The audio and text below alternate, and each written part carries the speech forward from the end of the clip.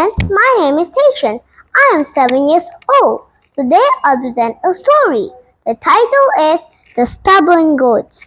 There was once a village divided into two parts by a stream. The villagers used a narrow wooden bridge to cross the stream.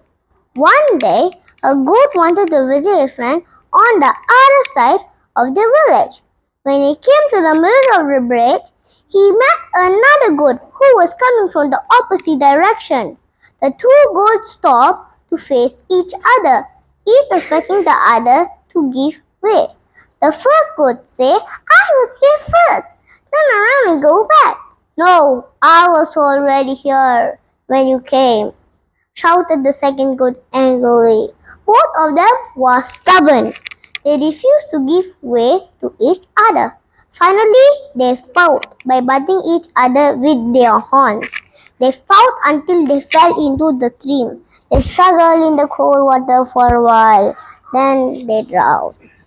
Moral of the story is, some problems cannot be solved without a compromise. Thank you.